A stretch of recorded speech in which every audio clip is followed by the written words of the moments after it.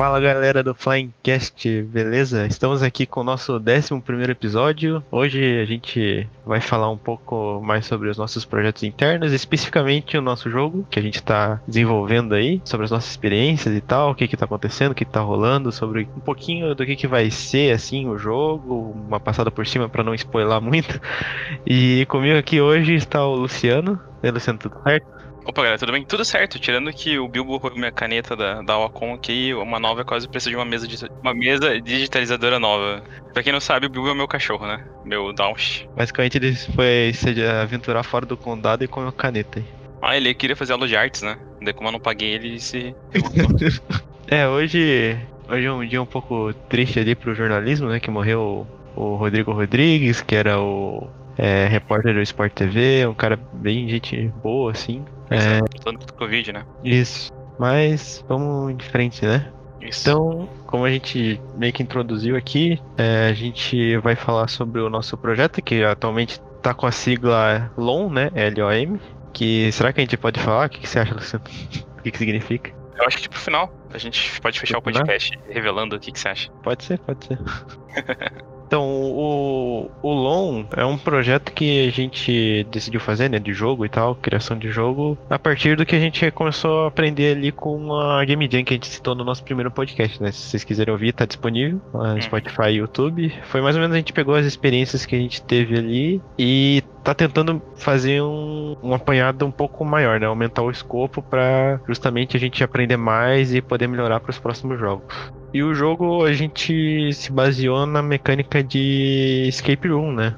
Não sei se você quer falar um pouquinho mais sobre o Escape Room, qual que é a experiência e tal. Como a gente comentou até no primeiro podcast que a gente fez sobre a Game Jam, né? Escape Room, basicamente você tem um espaço, uma sala, um quarto, uma casa, qualquer lugar que seja, e você tem normalmente um tempo determinado para sair desse local. Você tem pistas, você tem cadeados para abrir, você tem charadas, tem portas secretas, você tem finais de atividades que você pode fazer ali dentro para sair desse local, né? Então, o exemplo mais comum é o cadeado com senha. Então, você tem que descobrir em algum lugar desse lugar que você tá, da sala, a senha para colocar nesse cadeado, né? Normalmente, ele pode ser jogado cooperativamente com pessoas ou sozinho, né? Tem muita gente que gosta de jogar sozinho. E a nossa experiência nesse jogo vai ser uma experiência single player, né? E o legal é que ele não é só uma experiência de escape room, né? Ele tem um pouco de point and click também, né? Que era aquele jogo que você vê a tela, você vai clicando na tela pra fazer as ações, tipo, você pegar um objeto, verificar o objeto, usar o objeto em tal lugar. Era bem comum nos anos 90 e com o avanço da tecnologia ele acabou ficando um pouco desgastado, mas a gente vê bastante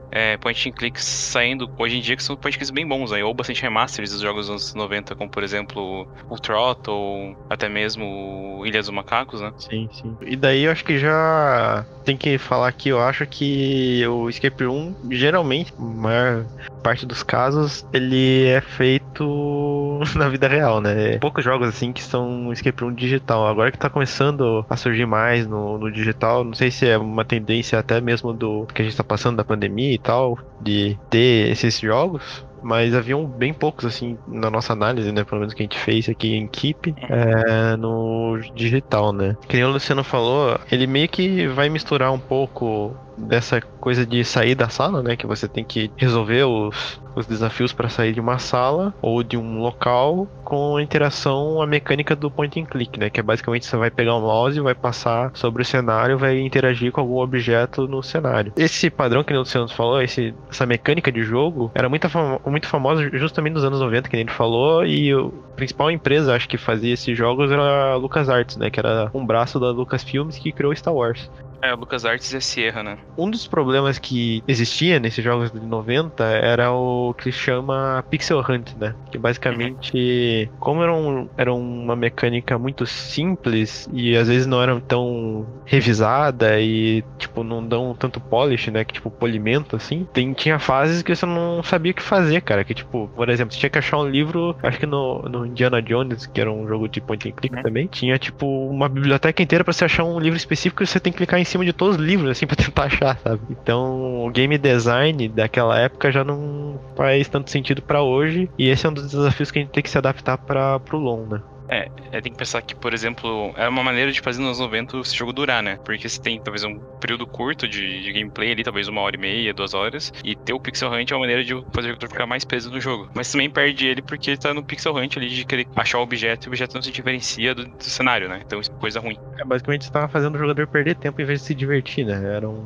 Aquela questão da época e tal, né? E justamente, a questão do point and click, ela meio que foi se perdendo com o tempo. Foi substituída, né? Os adventure games, que eram chamados, né, desses point and click, eles perderam relevância com o avanço da tecnologia, né? E eu acho que eles voltaram a partir do momento que a gente teve os jogos em tela de smartphone, né? Que eles seguem meio que um padrão parecido de point and click, né? Em alguns jogos. Que é mais fácil, né? Você tem uma tela menor, você não tem teclado e mouse, não tem controle para utilizar. Você pode utilizar os dedos de uma maneira que seja mais acessível e não depende de um periférico, né? Então eu acredito que, por exemplo, The Room, que é um bom jogo de escape room / point and click, é um exemplo disso. Então você não depende de um mouse, de uma mira, esse tipo de coisa, né? E além disso, é um gênero que tenta sempre se reinventar, né? Eles não querem ficar tão presos a coisas do passado, igual do Pixel Hunt, ou de ele não ter algumas alternativas de sair, você perder um item do passado, você ferrou o futuro do jogo, né? Então isso é bem interessante porque os jogos que estão lançando hoje em dia de escape room e point and click estão tentando se renovar. Mas sobre o escape room não ser uma coisa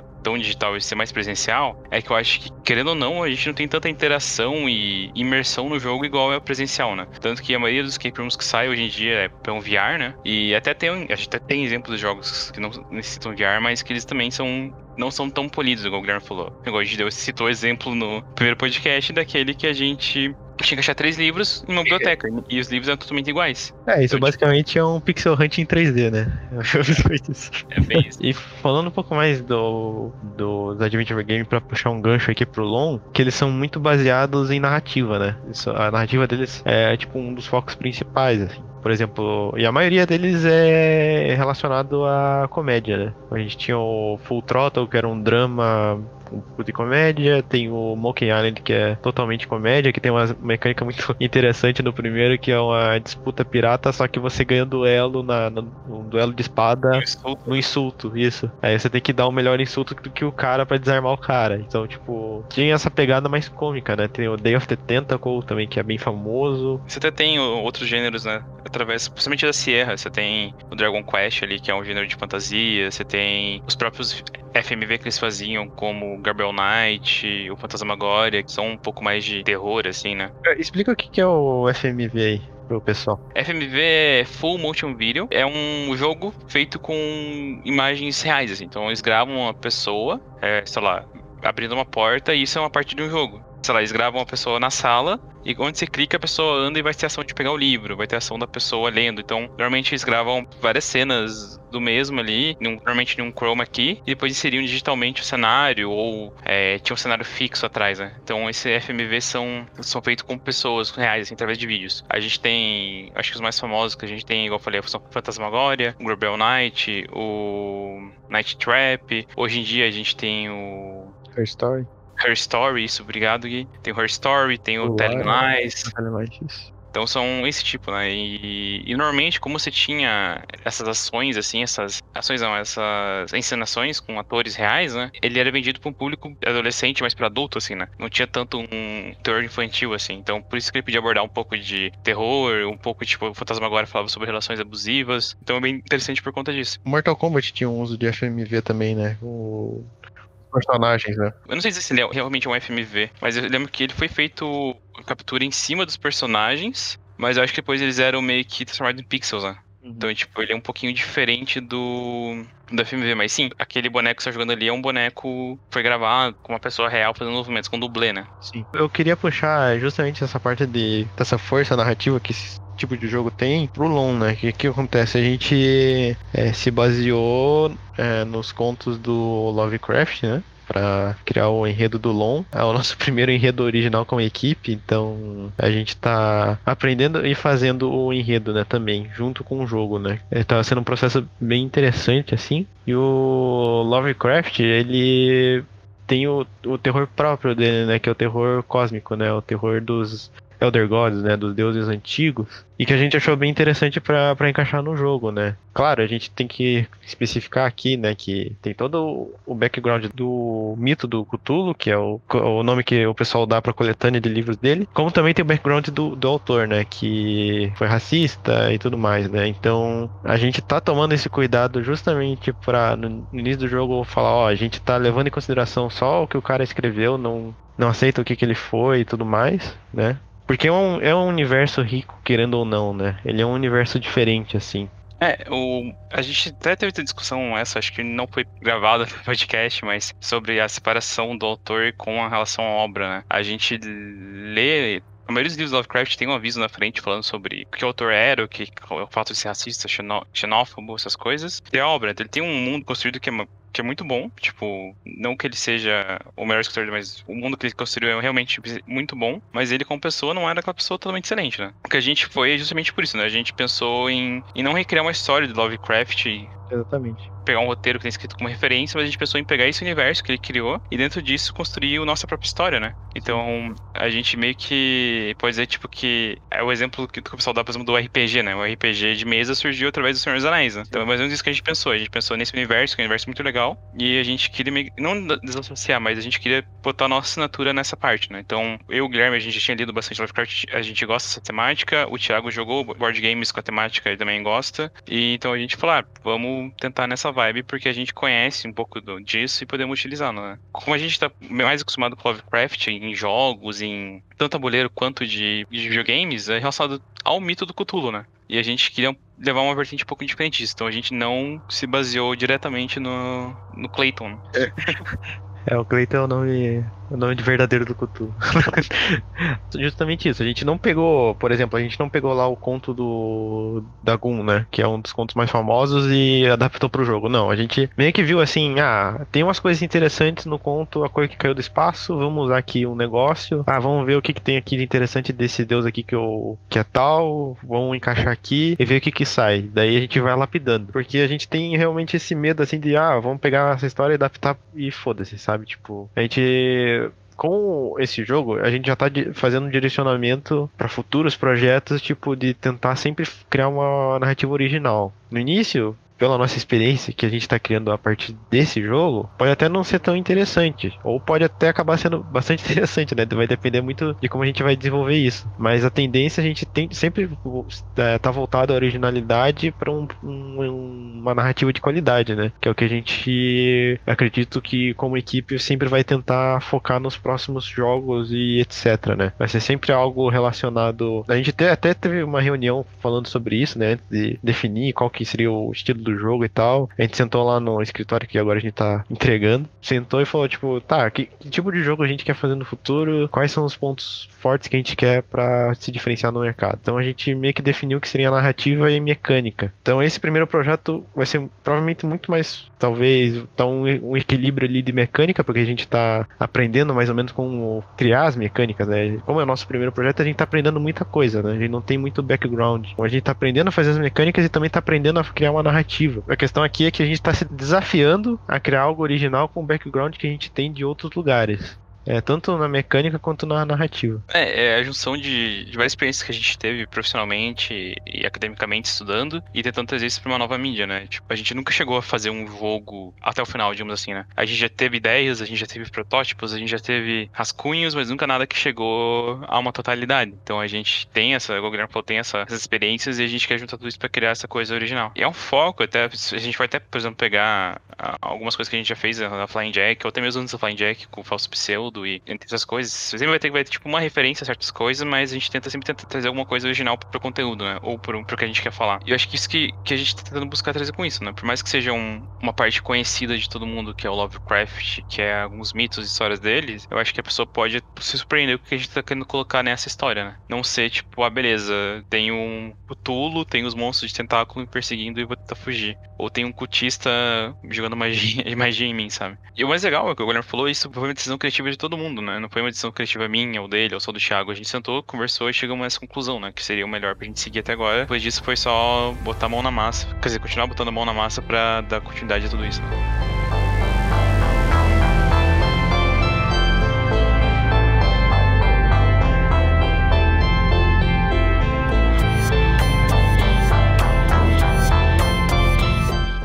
Então, a gente, que nem o Luciano disse, a gente meio que pegou esse background que a gente tinha, tanto de acadêmico e tal, mais os textos do Lovecraft. Eu dei meio que uma olhada, assim, meio que por cima no livro de RPG do Call of Cthulhu, né, que é uma boa referência, assim, pra gente meio que se basear em algumas mecânicas também, porque já estão padronizadas, né. Porque, por exemplo, acho que até o Luciano concorda, é que não tem como você fazer um jogo meio do, tipo, nesse universo, sem ter sanidade, né. Isso é verdade. Porque, tipo, onde quer que você vá, se não houver essa questão da insanidade, da sanidade, assim, é muito difícil, né? Você, tipo, sentir falta de alguma coisa no universo do Lovecraft, né? Porque, mais ou menos resumidamente, assim, a sanidade é o que faz a gente acabar não entendendo o que a gente vê, né? No mundo do Lovecraft, por exemplo, vai acontecer coisas estranhas e isso vai prejudicar a mente do personagem, né? Tipo, ele acabou vendo, sei lá, um culto, alguma coisa assim, fazendo coisas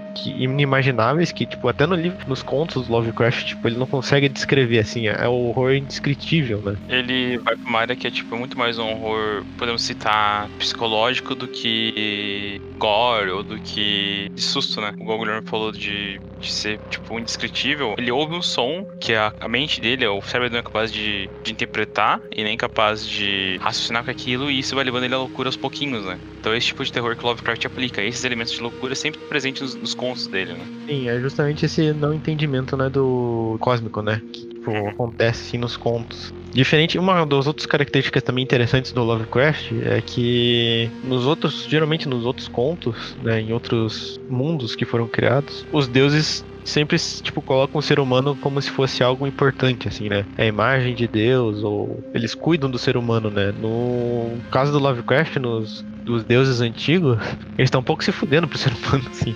Tipo, até mesmo na mitologia grega, né? Tipo, Zeus tem filho com humanas.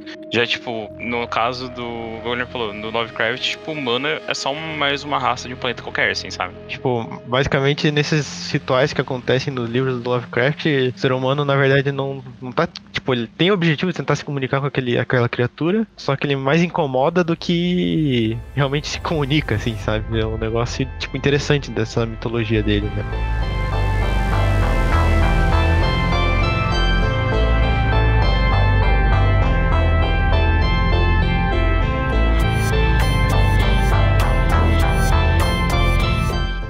Então, falando um pouco agora mais focado no enredo do jogo, você quer falar um pouquinho como é que é o início ali, Luciano? A gente tentou manter uma pegada, como a gente falou, baseada no Lovecraft. Então a nossa história vai começar com você sendo parte de um marinha. É marinha que fala aqui? Quem é do farol? É um grupo de faroleiros, né?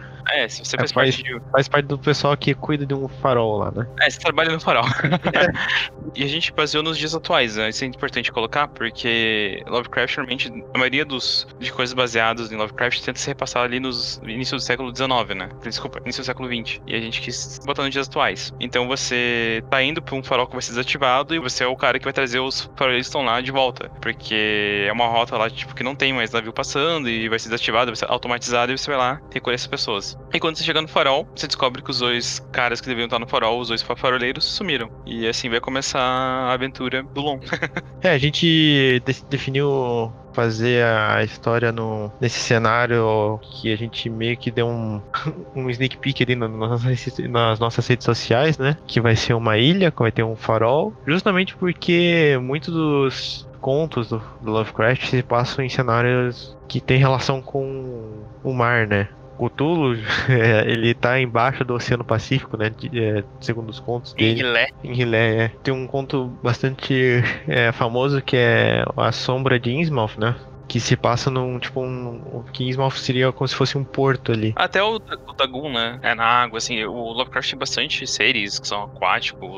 Sim. Coisas. É bem curioso isso. E quando ele é retratado por outras pessoas, esses contos, geralmente num cenário justamente de porto e tal, e num cenário muito úmido, assim, né? Que tem musgo, infiltração, peixe, tipo um peixe morto e tal, essas coisas. Então a gente escolheu justamente, tipo, essa ilha, entrar mais no clima, né, do Lovecraft, assim. Tipo, entrando mais na parte agora de de experiência que a gente teve criando o jogo e tentando seguir esse caminho que a gente definiu, eu posso falar aqui que na minha parte como eu tô trabalhando na parte de modelagem, o Luciano tá fazendo mais a interface e a escolha de som e a mixagem, né, mais pra frente.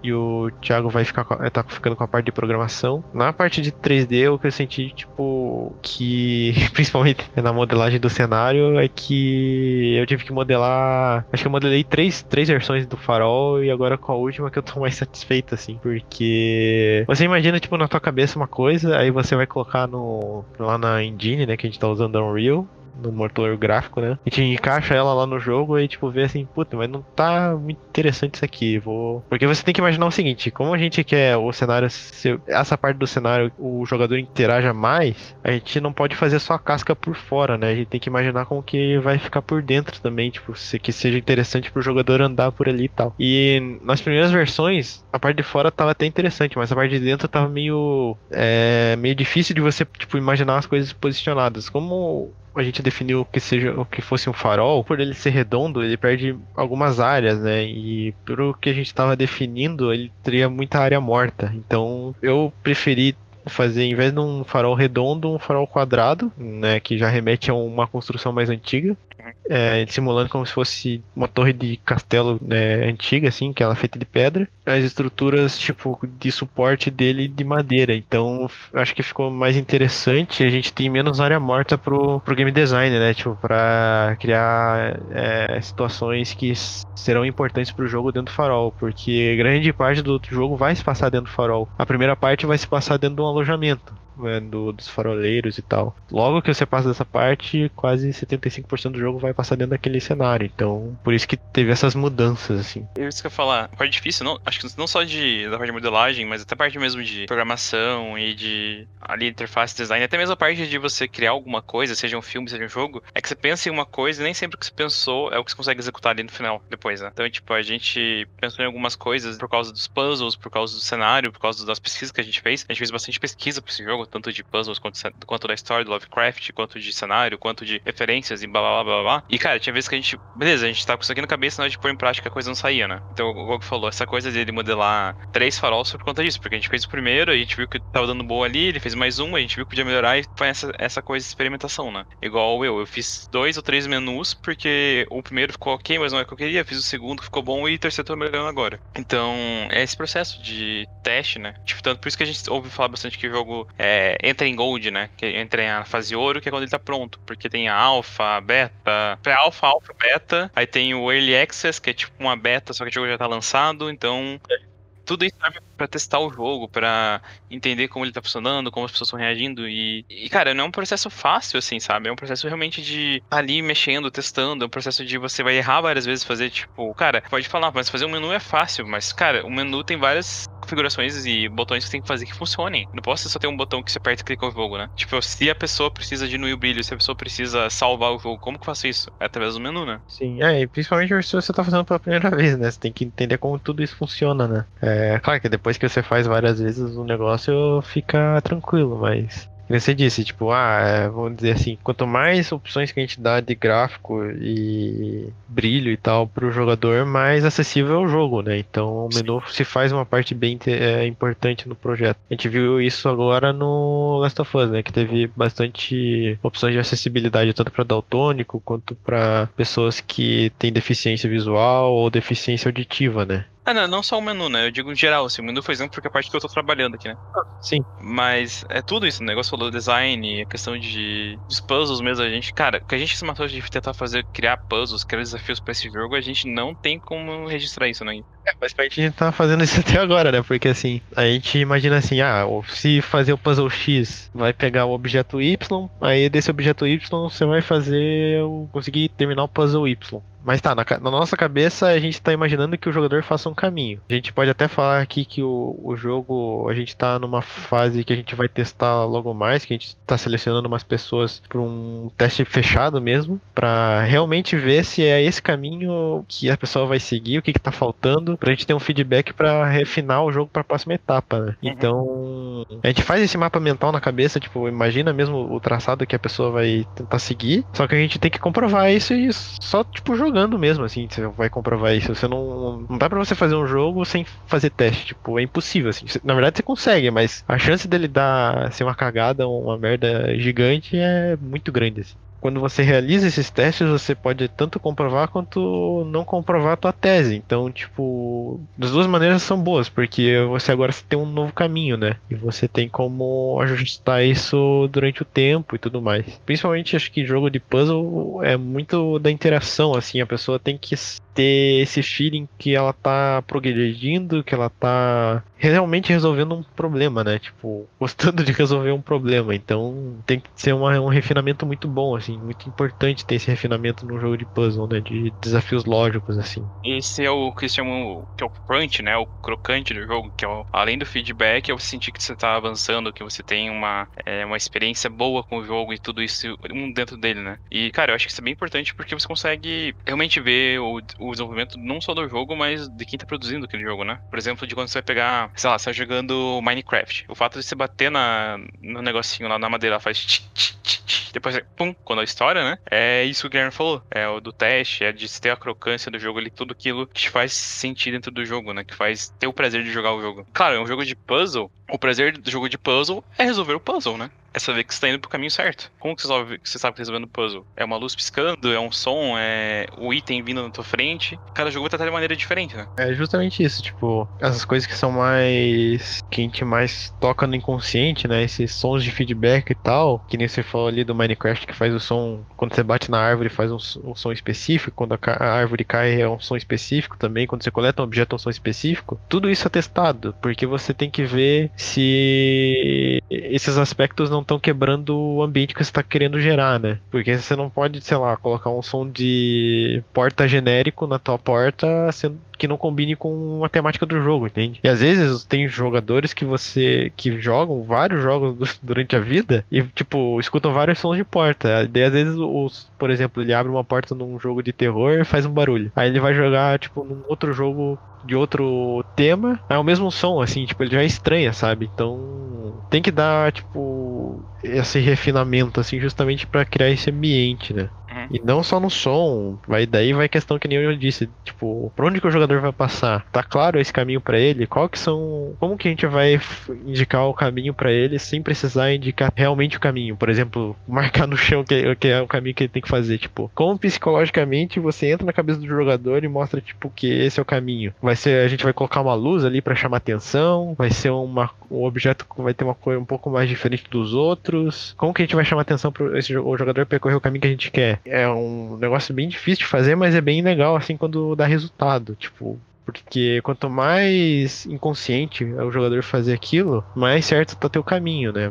Tipo, claro, você pode até deixar uma linha no chão caso isso não atrapalhe o jogo. Por exemplo, no GTA você tem lá o GPS, isso é um facilitador. Agora, no nosso jogo, se a gente deixar um caminho no chão, é como se o jogador não precisasse fazer mais nada, porque, tipo, ele tem que saber, ele tem que descobrir por ele mesmo, sabe? Isso. Mesmo que seja de maneira inconsciente, assim. Eu vou dar dois exemplos aqui, que pode ser mais ou menos o que ele falou da linha, acho que é bem retratado no Forza e no Gran Turismo, né? Você tem uma linha no chão, que mais ou menos ele indica onde você tem que pilotar o carro e onde você acelerar e frear, né? Sim. Mas, tipo, não necessariamente você precisa fazer aquilo daquela maneira. Você pode fazer o teu caminho do seu jeito e frear como você quiser, mas ele te dá um caminho indicando o que será o ideal. E isso serve porque, tipo, você não se preocupar tanto na parte de caminho e se preocupar mais na hora de frear, na hora de acelerar e tudo mais. Mas, em compensação, o jogo de point, igual o Gui falou, normalmente ela é um caminho mais linear, então se tiver uma linha, o jogador sabe onde ele tem que ir. Então o que você faz? Você deixa um pouco mais aberto ele ali pra ele fazer as coisas, e normalmente tem as dicas, né? Que é tipo, o objeto tem uma descrição que dá uma dica, ou ele tem um botão de dica pra quando o cara tá perdido, ele vai indicar, tente usar um objeto que pega fogo em tal lugar, sabe? Então, são essas coisas também que precisam ser pensadas e colocadas no lugar certo, que a gente precisa pensar também na hora de fazer o jogo, né? Sim. Tem outras coisas, tipo, que a gente discutiu bastante, que eu lembro. Por exemplo, a gente tava pensando em quais equipamentos o personagem iria ter quando ele começasse o jogo. Uhum. A gente teve acho que uma hora que, não sei se fui eu que pensei que, tipo, teria que ter um martelo. Mas beleza. Você dá um martelo pro jogador, tem janela. A pessoa tem que fugir do farol. Vamos dizer que o farol tem que fugir pela porta da frente, assim. Você tem que, sei lá, destrancar a porta, assim, se achar uma chave. Porque o jogador vai buscar a chave se ele tem um martelo e usa no vidro e resolve o problema, entendeu? E você não dá essa possibilidade pra ele. Então fica um negócio tipo, o jogador vai pensar em tentar utilizar um martelo pra quebrar um vidro pra fugir, né? Sim. Tipo, tem toda essa questão, assim, tipo, pô, você deu um martelo, cara. Ele vai querer quebrar aquilo, usar o martelo pra quebrar as coisas. Então, você tem que pensar bem, assim, no tipo de ferramenta. Então, um dos jeitos, talvez, de resolver isso seria, sei lá, o martelo é velho, você usa uma vez ele quebra, sei lá. Ou nem usar o martelo, ou pensar em outro objeto que possa substituir, né? Então, sempre tem que ter esses raciocínios bem de psicologia, assim, né? Porque no nosso imaginário tem certas ferramentas que servem pra várias coisas, né? Sim, é bem isso que você tá falando. Tipo, a gente pode até brincar, por exemplo, por que eu não consigo dar a seta no GTA se eu posso acender a luz e não posso dar seta, sabe? Então, tipo, são esse tipo de coisa assim que você acaba pensando que é simples, mas que se o cara vê, ele vai querer utilizar ou tentar usar, sabe? Tipo, um exemplo que o pessoal dá do jogo da Insomniac do Homem-Aranha do PS4, né? Que eles pensaram em colocar uma cena que quando você chega na torre da Stark com teia, ia ter tipo uma cutscene que você podia ver o Homem de Ferro lá dentro do negócio. Só que daí, isso ia dar a entender pro jogador que em algum momento o Homem de Ferro ia estar disponível pra jogar. Sim. Aí eles cortaram por conta disso. Então você tem que entender como que o cara. O que o cara tá pensando, o que o jogador tá pensando, né? Cara, eu vou te fazer uma pergunta aqui, vou cortar um pouquinho, ó, o assunto não, mas esse tema, mas pra saber, cara, como que foi? O que você sentiu de fazendo isso, né? O que a gente tá acertando, o que a gente tá errando, o que você tá achando da nossa evolução fazendo isso? O que você teve de aprendizado nisso tudo, sabe? Tipo, pessoalmente, como profissional nessa área, assim, sabe?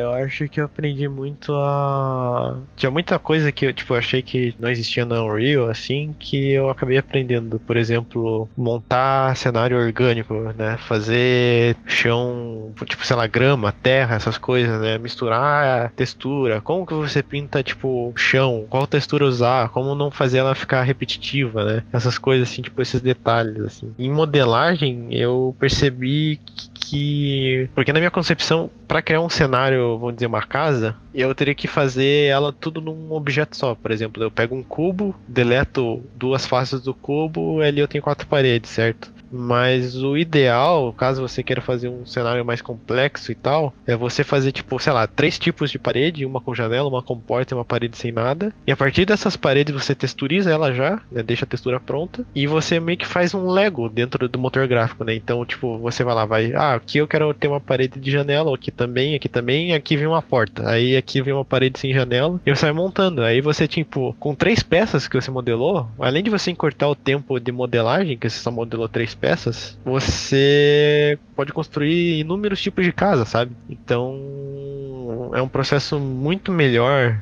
e muito menos penoso do que fazer do jeito que eu tava fazendo antes, que é justamente os primeiros faróis que eu fiz foram nesse modelo, tipo, eu modelei ele numa peça só e encaixei no cenário, daí eu vi, tipo, que tava estranho o negócio, daí eu fui pesquisar, e nesse último, se vocês verem meu Twitter, eu fiz várias pecinhas e montei ele depois, ficou um negócio mais interessante, assim. Só que isso foi totalmente tentativa e erro, assim, né? Tipo, foi lá, pesquisei, aí eu fiz, implementei, vi que tava achando estranho, refiz. Foi isso, assim. Do nosso avanço, eu acho que a gente, no início, acho que a gente ali tava indo bem e tal. A gente começou bem engrenado e tal, só que, tipo, aconteceram várias coisas no meio do caminho que a gente meio que tá ainda tentando se reorganizar, né? Não foi culpa de ninguém, eu acho. Tipo, foi uma questão, tipo, muito mais da situacional, porque teve esse problema que nem eu disse lá no início de ter que entregar a sala e ocupa o tempo que a gente... Porque nesses projetos o que faz a diferença é o tempo que você passa desenvolvendo ele. Então, quanto mais tempo você passa desenvolvendo esse projeto, mais você aprende, mais você vai fazer um projeto melhor. Então, essa questão do vírus, a gente tá tentando se adaptar a isso, a gente levou um tempo e tal. A questão da gente não ter experiência na área faz a gente demorar um pouco mais também no processo. E essa questão de ter que entregar a sala, de ter que ir lá pintar também gasta tempo. exemplo, daí o Thiago acabou passando por problemas de saúde, o que atrasou também, mas eu acho que, tipo, se você pegar no cenário bem amplo, assim, tipo, e olhar como que a gente tá desenvolvendo a coisa em si, eu acho que a gente tá avançando bem, assim, pra um primeiro projeto. Tipo, ninguém tem uma experiência muito grande mesmo, assim, do negócio, e a gente tá aceitando desafio, isso que é o mais importante, é seguir em frente, independente da situação que esteja acontecendo, né? Eu acho que essa é a parte que me deixa muito feliz, assim, é tipo, a gente vendo, tipo, que a gente tá com os problemas, mas a gente não tá desistindo, assim, que é o que foi que aconteceu com os outros projetos que a gente tentou fazer, né? Que a gente não comentou aqui, mas comentando, no ano passado a gente tentou fazer 2 jogos, só que o escopo deles estava muito grande, né? Tipo, a gente não tava conseguindo sair do lugar. E nesse projeto eu tô vendo que se a gente se reorganizar agora, depois dessa confusão toda que teve esse mês e tal, que realmente foram coisas do destino que a gente tem que se adaptar e seguir em frente, eu acho que a gente vai terminar esse jogo e vai estar disponível na Steam, se Deus quiser, assim, sabe? Tipo, eu acho que eu tenho quase certeza absoluta que a gente vai conseguir publicar esse jogo, assim, porque a gente tá querendo terminar o jogo mesmo. Eu acho que é isso, assim, tipo, na minha percepção eu entrei com uma visão e tô aqui no meio do processo já com uma visão totalmente diferente, assim, eu aprendi muita coisa já, muita coisa mesmo, assim, e cada vez mais que eu me aprofundo na área, eu gosto mais da área, assim. Então eu acho que pra mim, se eu fosse trabalhar em alguma coisa, tipo, por bastante tempo, seria um jogo mesmo. E pra você, o que você sentiu assim, disso tudo? Eu senti assim que, no âmbito geral, é como se fosse uma montanha-russa, né? A gente tem momentos que são mais rápidos e melhores, e momentos que são mais lentos e são piores de fazer, e tem momentos que são melhores, mas são mais demorados, né? Então, ou demoram pra chegar. E eu senti assim que no começo, igual a gente falou, a gente fez bastante pesquisa e foi uma coisa mais aberta, mais ideias brotando, e a gente tava todo mundo a mil, porque essa ideia, não sei o que, não sei o que, até o momento que a gente, beleza, a gente tem que filtrar agora que vai entrar e não vai entrar. E essa parte é bem difícil, né? Porque você vai cortando um monte de coisa que alguém queria colocar no projeto e não vai estar no final. E na parte mais técnica de criar a parada e fazer ela rodar, eu sinto que, tipo, é a parte que a gente achou que ia ser um pouco mais rápida, mas não é, né? Tem uma coisa que até o Thiago comentou com a gente, que eu concordo com ele, que assim, eu pensei que iria fazer de tal maneira, e na hora que eu fiz de tal maneira não funcionou. E eu tive que procurar e aprender como fazer de uma maneira que funcionasse, e esse aprendizado me leva tempo, então por isso atrasou. E cara, é isso. Eu falei, o menu, você pode ali na Unreal, tem tipo, fazer um menu simples. Você vai lá e faz o menu. Mas depois você vê que não é o menu que você quer que funcione no jogo, sabe? Você não quer fazer um menu que seja só tipo um texto Arial ali com o negócio. Você quer fazer uma coisa bonitinha, uma coisa funcional, uma coisa que tenha um aspecto. Até o Guilherme falou, ele não quer copiar um asset que tem já pronto, free do negócio. Ele quer criar um negócio dele, quer criar uma estrutura do zero ali pra ter a nossa personalidade no jogo, né? Então, é esse processo de aprendizados, assim, que ele pode ser um pouco frustrante porque demora, é uma coisa rápida, é uma coisa que, tipo, beleza, eu aprendi a fazer um quadrado, agora eu aprendi a botar cor nesse quadrado, então agora eu vou aprender a botar textura nesse quadrado. Você não faz isso de uma vez só. E é um pouco mais demorado, né? Tipo, acho que a gente, nossas reuniões, a gente até fala sobre isso. A gente tá um pouco atrasado do que deveria, mas em compensação tem um processo de aprendizado que a gente não vai precisar repetir depois, no próximo jogo, no próximo projeto, ou se precisar repetir, ele vai ser muito mais rápido de fazer, né? Então eu senti isso, tipo, cara, aqui na parte que a gente tava botando ideia, foi super rápido, porque tava todo mundo a mil, e nessa parte de botar a mão na massa, realmente criar, a gente deu uma desacelerada por conta disso, mas, cara, eu tô feliz porque, igual ele falou, a gente tá vendo esse projeto rodar, a gente tá vendo o resultado desse projeto, a gente consegue dar play e ver o jogo ali, tá ligado? Isso é muito legal, cara, tipo, porra, é muito da hora isso. Cara, eu acho que a evolução foi grande, se a gente pegar nosso primeiro jogo lá da Game Jam que a gente fez e colocar agora, a gente vai ter uma diferença bem grande, tipo, nisso tudo. Desde a parte de gráfica ali, de 3D que o Guilherme realizou, de uso de estética do menu, ou até mesmo da programação que o Thiago tá fazendo, pra agora, sabe? É de bastante diferença. Eu acho que a gente conseguiu, por mais que a gente tenha nossos tropeços, a gente conseguiu se organizar e cada um ajudar o outro que precisava. Por exemplo, às vezes o Guilherme vai lá e faz a parte 3D e manda pra gente. Daí a gente fala, pô, eu tô achando que essa luz aqui não tá boa. Mas eu acho que se a gente tentar fazer de tal maneira, fica bom. Por exemplo, às vezes a gente pesquisa uma coisa e manda pro cara, eu achei essa luz aqui que a gente pode mudar e usar aí que vai ficar melhor, sabe? Então a gente tá sempre tentando se ajudar e criar, e isso fortalece a equipe, fortalece o time, né? Eu sinto assim, às vezes eu me sinto ruim não, mas mal, porque eu não tô conseguindo fazer tal coisa que eu queria fazer. Tipo, ontem eu tava mexendo no menu pra acertar um botão e não consegui acertar esse botão. E cara, eu falei pra Mariana, cara, eu não tô conseguindo fazer isso, eu vou fechar e amanhã eu volto porque não tá dando certo. E hoje, com mais calma, eu sentei e fiz a parada que eu queria fazer, sabe? Eu percebi, tipo, que pra mim a parte de criativa é muito mais funcional do que a parte de botar a mão na massa, né? Mas isso não exclui gostar ou não de fazer. Tipo, eu percebi que eu tava rendendo mais fazendo na parte das ideias, de pesquisa. Tipo, eu lembro que eu li muito, o William falou, a gente leu bastante coisa pra fazer o jogo, bastante pesquisa, e eu li bastante coisa aí, tava inteirado nisso tudo pra fazer. E agora, não, tipo, é um pouco mais lento, porque é uma parte pouco, às vezes não envolve programação, igual a gente comentou, até tem programação, mas a gente tá trabalhando com Blueprint na Unreal, que é mais simples, mas a Blueprint é o básico de programação, né? Então você entender o que você tá fazendo ali, você entender o que você tá colocando ali, porque não é só criar um quadrado, você tem que dar uma função pra aquele quadrado, né? Cara, eu acho que a coisa mais legal disso tudo é quando eu falei, você dá play e vê a coisa rodando ali, sabe? E igual você falou, é uma coisa fácil fazer um jogo, é só você abrir o programa ali, criar as coisas e colocar, tá ligado? Pode ser, tem jogo que eu não duvido que isso foi feito assim, mas cara, se você quer fazer uma coisa bem feitinha, que seja bem polida, é complicado, é foda. E não falando isso pra desanimar ninguém, eu só falando que, tipo, você tem que suar um pouco pra fazer, você tem que realmente estar afim de entrar nisso, porque às vezes você vai passar do horário de trabalho, às vezes você vai refazer a mesma coisa várias vezes porque você não conseguiu acertar o que você queria fazer, né, Gui? Sim. E é isso, tipo, mas é legal, porque, tipo, igual eu falei, é legal de ver o processo dele ficando pronto, ver as pessoas falando, tá legal, não sei o que, tá, pô, tô curtindo e claro, tipo, como vai ser no final, não faço ideia. Se as pessoas vão curtir ou não vão curtir, eu espero que curtam, porque a gente tá afim de fazer mais, não é? O importante é que a gente já tá ganhando algo com isso, que é a experiência, né? Então, independente se esse primeiro jogo saia bom, tipo, fique bom pro público ou fique ruim, o importante é a gente ter a maturidade de entender o feedback das pessoas, aqueles feedbacks que não são tóxicos, né? Aqueles feedbacks que realmente querem agregar alguma coisa.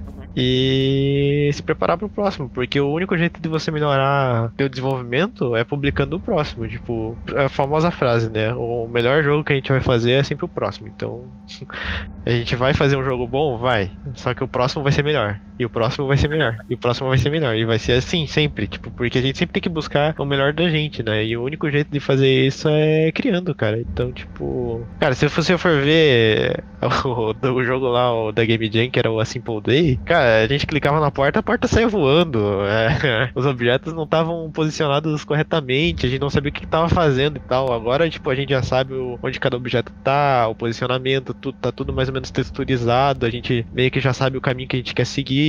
Então já houve uma grande evolução, tipo, em pouco tempo, assim, né? O Simple Day a gente tava fazendo em novembro do ano passado, e a gente começou o LON efetivamente em maio. Então, se a gente for pegar os meses que a gente tá trabalhando, maio, junho e julho, 3 meses, cara, em 3 meses a gente evoluiu bastante já, entende? Tipo, eu acho que é um negócio que tá rendendo, assim, tipo, experiência boa pra gente, assim, porque realmente a gente quer fazer um jogo excelente, assim, tipo, nível AAA, eu acho, né? Tipo, todo mundo tem esse desejo, assim. Só que pra isso a gente precisa criar outros jogos e ir aprendendo e melhorando. É só adendo que é desde maio mexendo com o Unreal, né? Porque antes disso a gente fez toda a pesquisa, todo o estudo de puzzles, todo o estudo de Lovecraft, né? Sim. Então, tipo, a gente tá, acho que desde o que? De fevereiro, fazendo essa pesquisa por aí? Acho que desde março.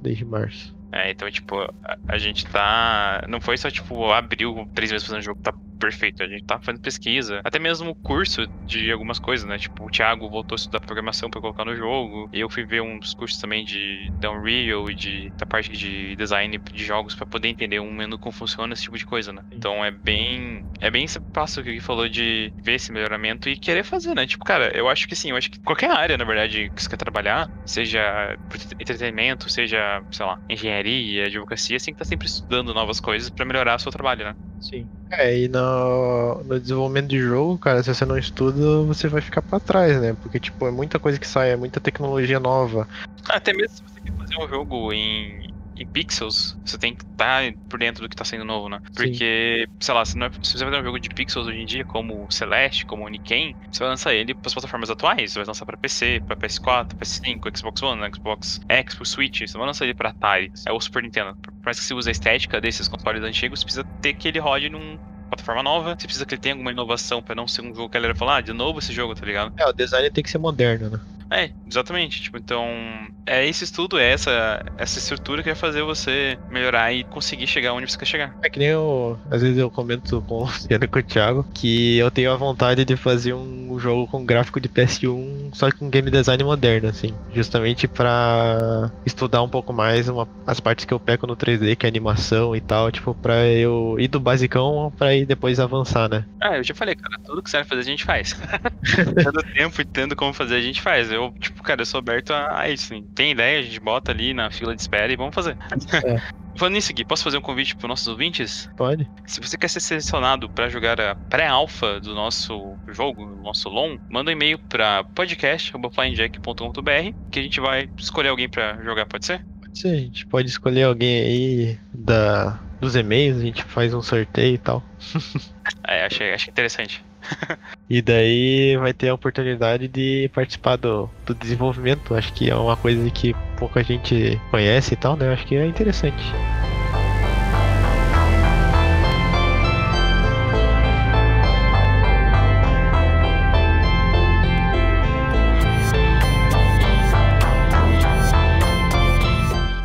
Então a gente abordou um pouco do nosso projeto aí, que é chamado LOM, e acho que chegou a hora de a gente revelar o que significa o LOM, né? E aí, Luciano, quer falar o que é? Lighthouse of Madness. Ou em português, Farol da Loucura, posso traduzir assim? Eu acho que é. Farol da Loucura ou Lighthouse of Madness. Então esse é o nome do nosso projeto por enquanto, né? Pode ser alterado, mas eu acho que talvez vai ficar assim, não sei. A gente vai acabar decidindo mais pra frente. Esse é o nome do jogo por enquanto. Se quiser saber mais informações sobre o jogo e seguindo o desenvolvimento, toda quinta-feira eu posto um pouco do desenvolvimento dele no Twitter. O Luciano posta ali na quinta ou na sexta nas outras redes sociais, no Instagram e no Facebook. Então siga ali a gente no Flying Jack no Twitter, no Instagram e no Facebook. E antes de encerrar, eu queria deixar pra quem gosta de diversos bastidores e tal, do desenvolvimento dos jogos, pra quem curte jogo e tal, tem um canal no YouTube chamado NoClip. E lá tem vários documentários que falam sobre desenvolvimento de jogos bem famosos. Por exemplo, o The Witcher, a história da CD Projekt Red, que é bem interessante, como que surgiu a empresa, documentário do Half-Life, o documentário do Horizon Zero Dawn, do Final Fantasy. E cara, você vê ali como que cada processo que o pessoal passa, quais são as dificuldades, porque é uma área que, tipo, geralmente leva a tecnologia na ponta, né? Então, tipo, muita evolução tecnológica surge dos jogos também. Então é bem interessante, assim, tipo, ver como que o pessoal estuda, como que o pessoal trabalha e qual que é a percepção deles na hora de desenvolver um produto, assim, né? Que agora tá se tornando um dos principais mercados aí do mundo. Você quer deixar alguma dica aí, Luciano? Eu vou indicar pra vocês o canal do YouTube também, já que o Guilherme indicou, que eu acho que é um canal que pega algumas referências de lá, e eu acho bem interessante, que é o Nautilus, né? Não. Eles fazem vídeos, não só de análise, desculpa, mas também fazem vídeos, ensaios, vídeos que eles tentam mostrar um pouco, não só o desenvolvimento, mas como jogos abordam certos temas. Por exemplo, eles falam no vídeo do The Last of Us, eles têm uma análise e também falam sobre como o jogo aborda certas coisas através da mecânica, ou até mesmo um lançamento da semana que foi o Carrion. Ele fala sobre como o jogo que você é um monstro, que no jogo você é um monstro, ele te mostra como que isso pode refletir na tua vida, esse tipo de coisa, sabe? Então eles têm uma análise bem legal dos jogos. E volta e meia eles falam com desenvolvedores, eles ou colocam trechos de conversa que teve com os desenvolvedores do e-mail pra explicar certas coisas, né? E tem até ensaios, por exemplo, esse é um ensaio aqui sobre como o Half-Life 2 revolucionou os videogames atuais, né? Tanto na parte de mecânica, quanto na parte de puzzle, na parte de estética e tudo mais. Então acho que fica a recomendação, é um canal em português, brasileiro, por isso que lá o Nautilus, e que vale a pena se você, tipo, não tá muito afim de, sei lá, se você quer conhecer alguns jogos antes de comprar, ou se você não curte ver gameplay do cara jogando e falando o que tá fazendo, né? Ali você tem um cara narrando em cima de algumas imagens dos jogos, explicando um pouquinho do jogo e do gameplay, do fio dele e tudo mais. Acho que é bem legal, assim. Beleza. Então, a gente fica por aqui hoje. Se liguem lá nas nossas redes sociais de volta, na Flying Jack Studios, para saber mais sobre o Lighthouse of Madness. Vai acompanhando lá, deixa seu comentário, que a gente já tá postando bastante coisa sobre arte e tal por enquanto. E nos próximos etapas do jogo, provavelmente vamos liberar um pouco das imagens, das mecânicas e provavelmente da trilha sonora também. Então, me despeço aqui, falou galera, e até o próximo Flyingcast. Falou, galera. Fiquem ligados aí e joguem joguinhos novamente. Joguem o nosso joguinho quando lançar. Por favor, ajuda a gente. Vai. Ajuda nós. Falou.